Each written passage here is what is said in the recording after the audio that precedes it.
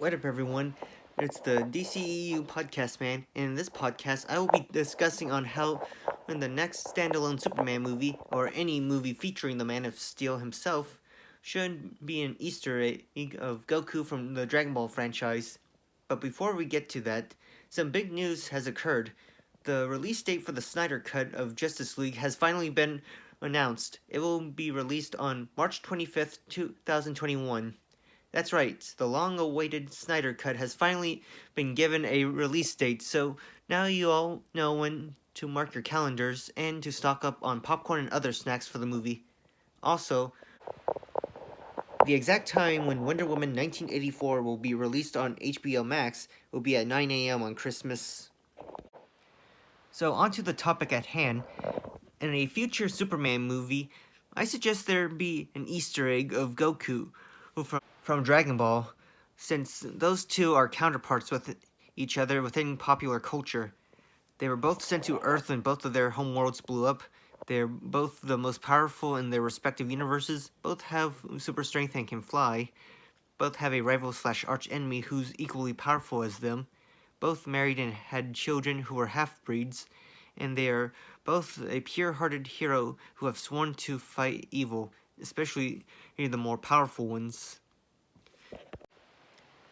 I suggest that there be an Easter egg of this, because Easter egg in movies, even though they take many forms, like be something from the source material that whatever the movie or show is based on, whether it be like a comic book, a remake, or a novel, or be something regarding the members of the production company or the crew itself. So like the director could secretly have his name written in the background, or have a character named after someone that worked on the movie, or something of that nature. And then something to foreshadow the next installment, which we've seen the early DCEU movies sort of focus too much on. And also they have something relating to the characters of the show slash movie themselves. For example, in the Lego Batman movie, for Batman's password to the Batcave, it's Iron Man sucks, because in actuality he is DC. Because in actuality, Iron Man is Batman's Marvel counterpart.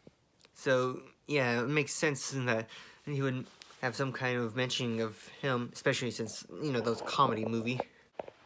Or like how in Birds of Prey, you see Harley Quinn watching a Sylvester and Tweety cartoon from Looney Tunes that relates to Black Canary, since Tweety is a canary.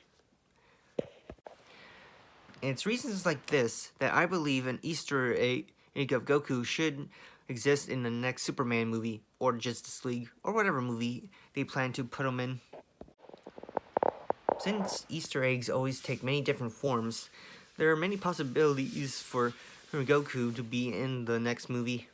We could have maybe like a Goku poster in the background, or someone having maybe like an action figure of him, maybe like a kid playing with him, or like maybe one of the video games and they're playing as Goku, or I don't know, say like maybe someone wearing like a Dragon Ball Z t-shirt.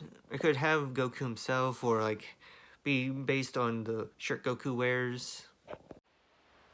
I truly believe that Easter eggs like these are essential to movies like the MCU or DCEU, because they help give a sort of like a feel of realism. Because even though worlds like this are fictional and can't really happen, having like say pop culture figures show up, like not just like the locations, say like New York City, but they help give them more of a real feeling and touch. Like these characters can be way more relatable if they mention them, like when Tony Stark called Ebony Maw Squidward. It shows like a form of realism, like with that mentioning of Squidward, we can feel like, yeah, that world can be possible. We're like really close to living in a world like that, even though it can't really be done.